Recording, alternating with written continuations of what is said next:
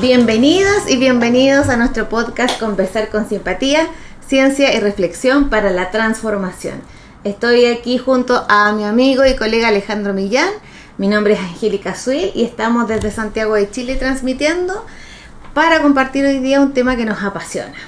¿De qué vamos a hablar hoy día, don Alejandro? Vamos a hablar de salud y seguridad. De salud y seguridad. Y en especial vamos a hablar de una filosofía que a nosotros nos gusta mucho, que se llama HOP, ¿ya?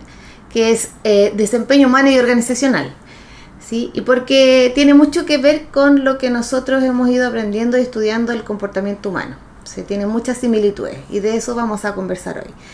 Porque a propósito, que estuvimos haciendo varios capítulos anteriores hablando sobre cosas distintas del comportamiento humano, sobre la percepción, sobre escuchar, sobre cómo nos pasan las cosas, qué es el lenguaje y muchas cosas previas para llegar hoy día a este capítulo donde vamos a empezar a entrar a tierra derecha.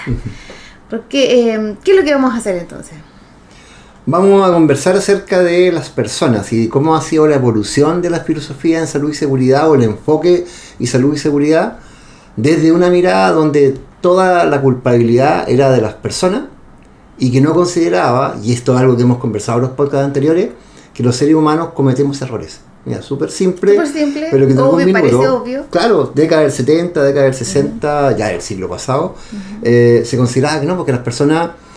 De hecho, hay algo que a mí me llama mucho la atención, cuando preguntamos en los talleres acerca del error humano, aparece una trilogía que la gente la ocupa mucho.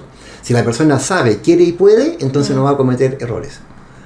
Y ahí nos aparece una filosofía importante, ¿no? Bueno, pese a que sabe, quiere y puede, aparecen otros elementos de los que hemos conversado en los anteriores podcasts, que van a influir en que aparezcan los errores, pues, como las emociones, los estados anímicos, etc. La percepción, claro, el cambio inclusive hormonal. O sea, hay muchos factores que pasan donde nosotros podemos cometer errores. Y además también es una filosofía que en realidad es una filosofía de seguridad que tiene hartos principios que compartimos, por ejemplo, con respecto al pensamiento sistémico. Si esto tiene un cambio de paradigma respecto al comportamiento lineal de cómo nosotros pensamos que ocurren las cosas, a entender esto como un fenómeno sistémico, que la cultura de salud y seguridad es un fenómeno sistémico también. Entonces va incorporando miradas que conversan mucho con la biología del conocer, y por eso queríamos compartir hoy día algunos de estos principios de este desempeño humano y organizacional HOP. ¿Cuáles son estos principios, don Alejandro? Ya, pues el más importante, que yo diría que es el principio, no sé si el HOP está diseñado así como yo lo estoy contando, pero para nosotros desde la biología es así. Uno de los principios fundacionales es que los seres humanos cometemos errores, y es parte constitutiva del ser humano cometer errores. No podemos dejar de cometer errores. Claro, eso es algo intrínseco. O sea, vamos a cometer errores sí o sí, aun cuando estemos capacitados, cuando queramos a lo mejor hacer las cosas bien, existe la probabilidad de que cometamos igual errores. O sea, va a ocurrir. ¿Y de qué factores puede depender, por ejemplo, que cometamos errores? Por ejemplo, de nuestro estado fisiológico. Por ejemplo, si estoy cansada, con sueño, estoy con doble, o estoy desconcentrada, o estoy fatigada. Nuestro organismo opera de una manera distinta, no opera de una manera coherente, en el sentido de que no vaya a cometer errores porque, no sé, si bostezo, me distraigo, cualquier cosa, puedo cometer inmediatamente un error que puede ser que cometa yo, que me distraiga y no recuerde, por ejemplo, que tenía que ser un bloqueo y no lo hice, ¿ya? O tenía que ser un control y no lo hice. La doble presencia. La doble presencia también. Por ejemplo, ahora tú estabas hablando y yo ya estaba pensando, oye, interesante lo que dice Angélica, y ahí te dejé de escuchar unos microsegundos. Claro. Microsegundos que pueden ser en materia de salud y seguridad. Sobre todo cuando estamos enfrentados a situaciones muy complejas, pueden ser microsegundos fatales. Claro. Son distracciones que van a generar que se produzca el evento no deseado. Así es. Hay otra cosa, de respecto a los errores, también hay algo interesante de esta filosofía, y es algo que, no sé si tú recuerdas, que cuando nosotros estábamos trabajando en una gran minera en Chile, en el norte, y nosotros empezamos año 2016, y les decíamos, pero es importante que permitan los errores, que aparezcan. y nos tiraron tomates, nos decían cómo se les ocurre decir eso no se puede decir acá en una minera. Es que me acuerdo exactamente de la sala, el momento cuando lo dijimos y la persona se acercó desde el fondo y momento, quiero aclarar algo. Y ahí empezó a hablar del tipo del error, exactamente. Pero yo creo que, y que me ha pasado después en las organizaciones, y es el tema que es el entendimiento de que las personas vamos a cometer errores. Claro. Y yo creo que lo que escucharon esa vez y lo que escucha mucha gente al principio es que, mira, da lo mismo que la gente comete errores. O sea, da lo mismo, hay que normalizarlo. Y no, aquí el llamado es justamente lo contrario. Esté muy atento porque las personas cometen errores. Y más allá de su buena voluntad. El tema es que cuando tú, yo me acuerdo muy, muy bien que cuando nosotros decíamos que esto de permitir que aparezcan no significa que queremos que existan más o lo que tú acabas de decir, sino que entender que si nosotros no restringimos el espacio para que la gente muestre, levante la mano, detenga la tarea, le muestre al otro el error que está cometiendo y se aprenda de él, las organizaciones tienen mucho más riesgos porque la gente oculta, miente y no dice. Y si nosotros no vemos y no podemos tomar oportunamente acciones sobre ese riesgo, después resulta en algún incidente. Claro, y en general lo que va a ocurrir es que a lo mejor el error no causó absolutamente nada. Entonces la tentación es, ¿para qué lo voy a mostrar si no pasó nada? ¿Para qué me voy a poner en la línea de fuego? Fíjate la palabra que estoy empleando, línea de fuego. Si yo escucho eso en una organización, inmediatamente yo podría pensar cómo están gestionando el error. Parece que cuando muestro un error me fusilan, si estoy en línea de fuego. Claro, y además también cuando antiguamente, hoy día lo vemos menos, pero todavía lo vemos, que las personas cuando cometían errores en materia de salud y seguridad, había, y hay todavía, una reacción sobre culpar a las personas. Entonces las personas, ¿cómo te van a mostrar algo que no es adecuado o que se dieron cuenta que no fue adecuado? Porque el error siempre ocurre en la inocencia y ocurre en el tiempo 2, no cuando se está ejecutando una tarea, sino que tú te das cuenta después. Que sí, ¿cómo vamos a permitir que las personas hagan eso si nosotros estamos castigando a las personas cada vez que cometen errores? Ya entramos en el segundo principio del Hub, que era culpabilizar, en definitiva no soluciona nada. El culpar no soluciona nada, efectivamente. O puede que me quede una sensación de solucionática. O sea, saqué, es lo que se habla de la manzana podrida. Saqué la manzana podrida y por lo tanto ahora me quedo tranquilo. El problema es que si saco la manzana podrida y no me pongo a investigar las razones que llegaron a producir esa situación, me quedo igual. O sea, el error nuevamente se va a producir y la situación no va a variar. Sí, estábamos la otra vez conversando y él les ponía un ejemplo. Le dije, usted tiene que pensar a un dueño de riesgo. Le dije, usted tiene que pensar, si usted castiga a alguien, imagínate, ¿tiene hijos adolescentes? Sí, tengo hijos adolescentes. Imagínense que ellos le dicen, ¿sabes qué, papá? Me equivoqué, o mamá, me equivoqué y en realidad no, o tenía que llegar a tal hora y no llegué a tal hora, o me desvié a otro camino, o sea, algo hice inadecuadamente, ¿ya? O se me quemó la comida, qué sé yo, cualquier cosa, y tú castigas esa acción, ¿ya? O haces sentir mal a la persona porque se equivocó, lo más probable es que esa persona no quiera volver a contarte las cosas, se vea mermada la confianza, ¿sí? Entonces, si yo te voy a esconder, imagínate que tú después, tu hijo de verdad está en una situación mucho más compleja y no te la cuenta porque se va a sentir mal contigo, porque se va a sentir castigado o castigada.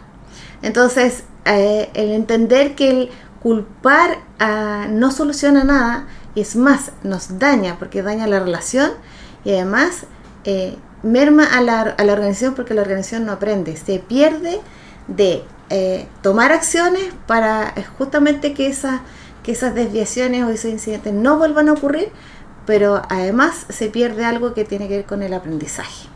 Claro. Y la confianza que está a la base, porque efectivamente la gente cuando las culpaban o las castigaban prefería silenciarse. Exactamente.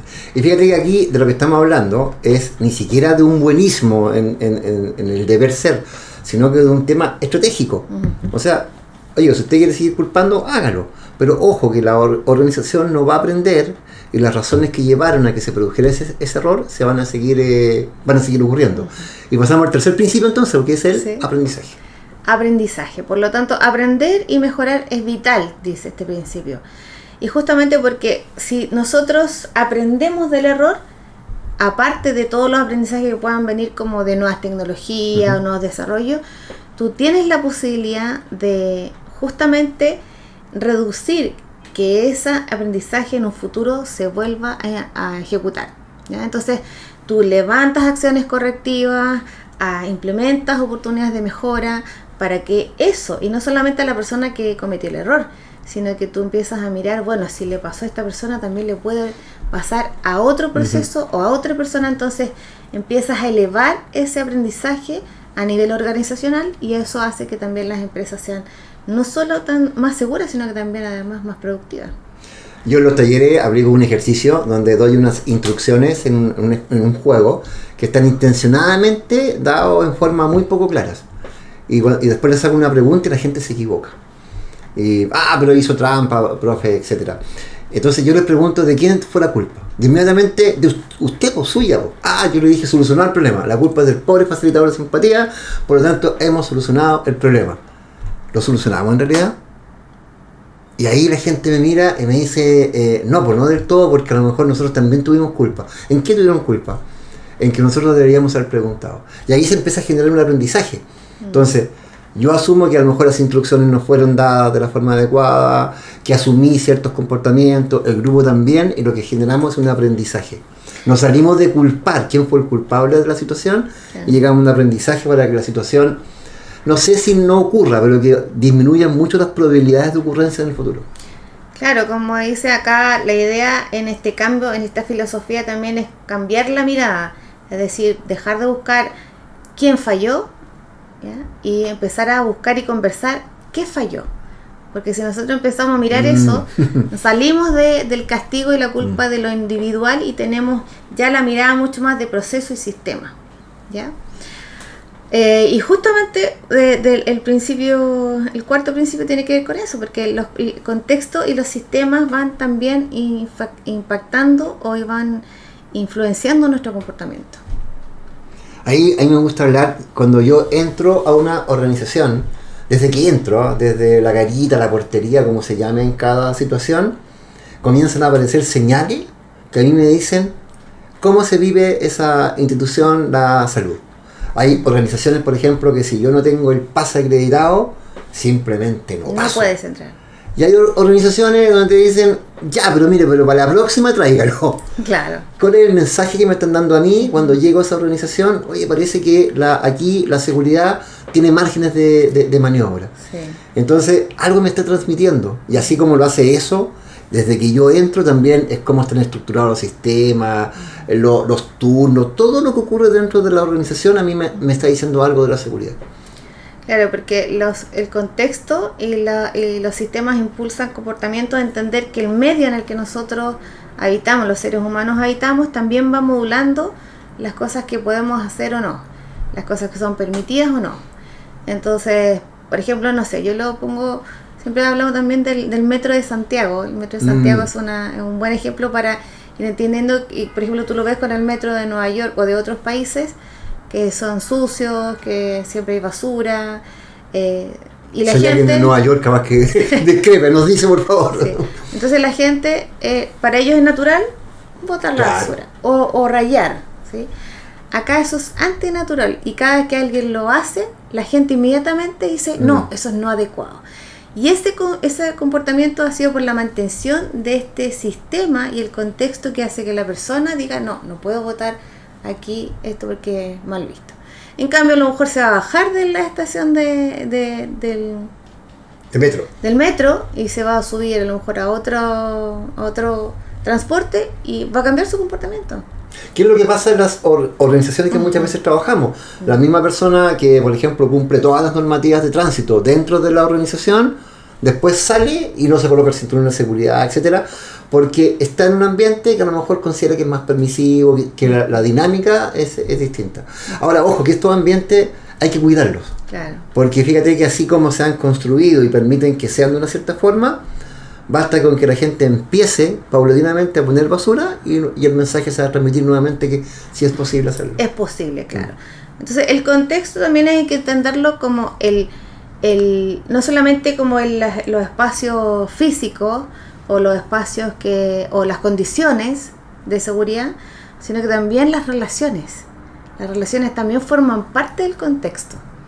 ¿Sí? Porque inclusive yo podría tener, no sé, un contexto con todas las condiciones de seguridad, podría tener los lugares sumamente adecuados, sin embargo a lo mejor basta que yo dentro de mi contexto tenga malas relaciones laborales o me sienta que estoy, no sé, pues estresado, que en realidad estoy con un burnout que no me tiene bien y a lo mejor esa persona afecta a otra. Entonces también nosotros, al ser tú parte también tú también eres parte de mi contexto, ¿sí? O sea, yo soy un ser humano y cuando hablamos del contexto y los sistemas es entender que todo lo que rodea a ese ser humano, incluyendo otros seres humanos, también forman parte del contexto.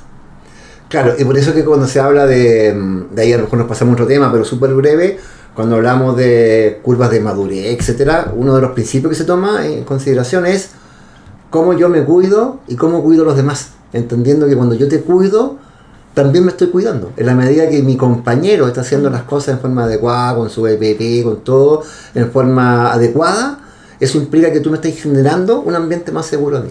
Así es. Y por eso el quinto principio tiene que ver con eso también, con la reacción. Como, por ejemplo, cuando hay desviaciones, hay incidentes, hay situaciones que no queremos, o inclusive que hay comportamientos súper adecuados a las normas y los estándares de seguridad, cómo reaccionan las personas quienes ejercen liderazgo importa mucho. Ese es el otro principio. ¿Por qué se dice eso, Alejandro? Yo creo que está súper ligado con el principio anterior, porque si yo estoy hablando de la gestión del error, estoy hablando de una organización donde efectivamente es posible levantar la mano y parar una tarea, por ejemplo, porque es riesgosa, y la gente que me rodea, mi jefatura, las personas que están generando liderazgo, me castigan por eso, evidentemente me van a empezar a dar señales de qué es lo que debo o lo que no debo hacer. Entonces, cuando la reacción de las personas es consecuente con todo el discurso que he tratado de lanzar desde antes, claramente que mi conducta se va a ver influenciada. Es súper importante eso. En definitiva, yo creo que hay un tema de copia, no sé si la palabra exacta es esa, pero de modelamiento. Claro, el modelamiento que hacemos nosotros, porque como nos transformamos en la convivencia, como reacciona en los liderazgos, también importa porque va afectando mucho cómo las personas también se viven los errores, cómo las personas también proponen nuevas ideas, cómo las personas también se sienten en la libertad. Claro. De levantar la mano, aun cuando inclusive sea el presidente que se está saltando una norma, y tengan la confianza y la tranquilidad, que es lo que hablamos en un podcast pasado con Roberto sobre la seguridad psicológica. Sí, porque esta reacción de los líderes influye mucho en la seguridad psicológica que tienen los equipos. Tiene un peso muy... Claro, uno de los dolores que escuchamos a veces cuando conversamos con gente es, por ejemplo, cuando aparece, y esto no sabemos si es verdad o no es verdad, pero aparece como dolor. Oye, ¿sabéis que hay una normativa para la gente de la empresa y otra normativa para los contratistas? Hay una normativa para los jefes y otra para el trabajador. Hay una normativa para los trabajadores hombres y otra para los trabajadores mujeres. Cuando comienza a aparecer eso, que no está ni siquiera normado, porque por último si estuviese normado yo diría, bueno, aquí hay una normativa para ti y otra para mí. Pero no, por el discurso inicial que hoy aquí somos todos iguales. Pero, o aplican la misma gestión de consecuencias. Claro. No, tampoco. Pero después empiezo a ver que hay unos más iguales que otros. Claro. Entonces, por ejemplo, cuando se empiezan a pasar ese tipo de cosas, lo que empieza a quedar en la cultura, como en el espacio más emocional, es la percepción de injusticia. Eso no puede ser más nefasto o que le resta mucho a la cultura de seguridad. Inclusive fíjate que la gente puede comenzar a transgredir normas justamente porque está molesta. O sea, siente que en definitiva la norma no es por mí, no es para protegerme a mí, y esto también lo hemos escuchado a veces, sino que lo que estoy haciendo, el papel inicial, el inicio de trabajo, y la gente dice, pero este papel me lo pasan para cubrirse en caso de que haya un accidente. Así es. Sin entender la importancia que tiene ese papel para su propio cuidado, pero como la persona ya está en la molestia, está en la rabia, ha visto, digamos, que no hay coherencia, comienza con esos discursos. Así es. Y volvemos ahí, lo conectamos nuevamente con el principio de las personas cometen errores, porque en el fondo también eso a veces no es tan fácil distinguir una negligencia de un error. Claro, y de hecho, si tú algo explicaste del error, o sea, del error. El error se hace básicamente en la ignorancia, en la inocencia absoluta. Yo en este minuto a lo mejor dije algo en el podcast, que no tengo idea, pero tú terminamos y nos llega un mensaje de alguna de las personas que nos están diciendo, y dice, oye, ustedes mencionaron tal cosa y eso no se hace. Perfecto, disculpen, no sabía que lo estaba haciendo. La negligencia, en cambio, es cuando yo estoy consciente que estoy transgrediendo una norma e igualmente la transgredo. Claro. ¿Por qué? Esto se lo preguntaba mucha la gente en los talleres. Por rabia, por desconocimiento, pero a veces también porque quiero apurar las tareas, porque quiero hacer la cosa mejor y digo, no, esta norma que me están proponiendo... Me voy a demorar mucho. Voy a demorar mucho, así que me voy a saltar unos pasitos. Exacto. Entonces también es importante distinguir esto de los errores y la negligencia. Y estos eran como los 5 principios del HOP. Claro. Y también se agregaron unos que tienen que ver ahora con la variabilidad, que la diferencia que había entre la planificación y lo que realmente ocurría en terreno. Claro. Yo tengo un matrimonio planificado de una forma y lo que ha ido ocurriendo en terreno es bien distinto. Pero les juro que la planificación era genial. Yo creo que todos me van a entender. Y esto, más allá de una mala planificación, que efectivamente puede que hayan habido problemas en la planificación, pero creemos que en general, y a lo mejor siempre existe la excepción, no existe la planificación que se va a adecuar absolutamente a lo que pasa en terreno. Y esto el HOP también lo considera. Claro, esa variabilidad hay que ponerle atención porque como no controlamos todo, es importante que cada vez todas las personas dentro de la organización se involucren en el cuidado propio y de los otros de manera constante y rutinaria, o sea, 24/7. Y me estaba acordando algo que el doctor Humberto, que no hablamos hoy día, traía a colación, decía, las planificaciones nunca se cumplen, ¿sí? Y yo creo que no hay cosa más cierta que lo que él decía. Pues justamente porque las planificaciones son procesos lineales, ¿sí? Y el vivir y lo que ocurre en la operación, en el trabajo, en la vida, no es lineal, es sistémico. Depende de tantas variables y tantos factores para que pase algo de una determinada manera que es muy difícil tener el control absoluto de todo, y tenemos que tener en consideración que esta variabilidad también implica un riesgo, una probabilidad de riesgo en terreno. Claro, porque si ya la planificación, lo que está ocurriendo en terreno, no es lo que yo había planificado, ¿qué es lo que hago entonces? Y de repente lo que puede que ocurra es que yo implemente cosas en terreno, pero absolutamente con falta de lo orgánico, falta de lo conversado. ¿A qué me refiero? Herramientas. Se me quedó un martillo y necesito un martillo y es súper importante para la tarea.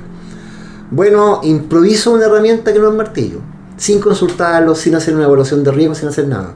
Y evidentemente que eso, ocupar una herramienta que no corresponde, me puede llevar a un evento, a algún accidente. Claro, a lesionarte sin quererlo, con toda la buena intención del mundo. Y hay algo para ir cerrando también, porque el último punto tiene que ver con tener conciencia de estar aprendiendo y no solamente mirar lo que no funciona o los errores, sino que también esta filosofía lo que hace es un cambio de mirada que tiene que ver con buscar lo bueno, fortalecer lo fuerte, aprender de lo que funciona, le llaman. Y yo creo que esas cosas que lo fuimos también viendo en uno de estos ingredientes en los podcasts pasados, porque es tan importante también recalcar lo que estamos haciendo bien.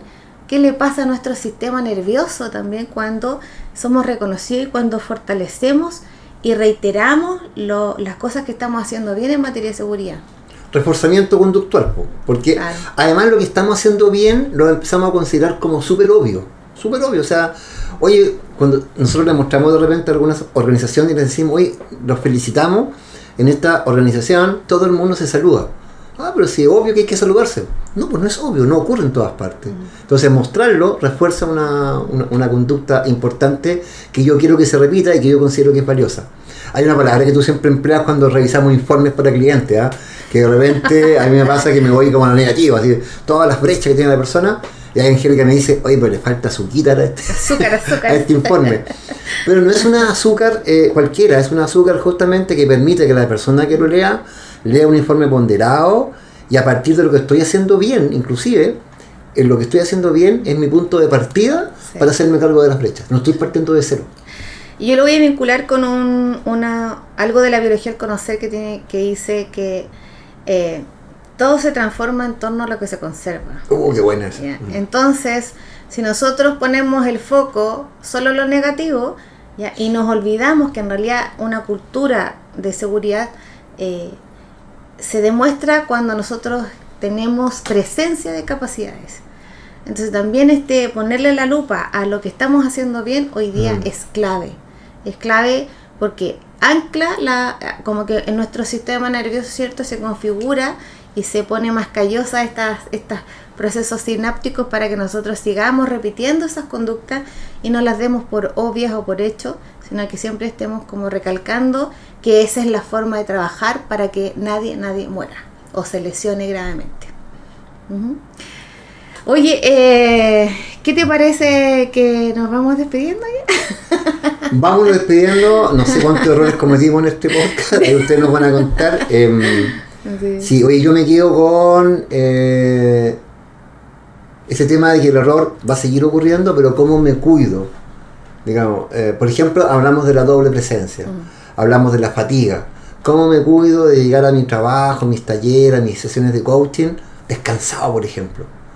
No me va a garantizar que no voy a cometer errores en la sesión, pero sí es un factor que disminuye mucho las probabilidades. Exactamente, hay que tratar de hacer todo lo posible para reducir las probabilidades de que nos vamos a dañar o que algo más grave nos va a pasar. Yo también me voy reflexionando y muy contenta de que esta nueva mirada, esta nueva filosofía también vaya apalancando culturas que son mucho más seguras y mucho más resilientes para poder seguir trabajando de manera... Porque todo ser humano, yo estaba acordándome de un gran amigo nuestro que es Emilio Torres, el Pampero, que lo vamos a invitar a propósito. Porque él decía, bueno, que importante es que injusto es que en el ejercicio de tu profesión tú te dañes o te lesiones.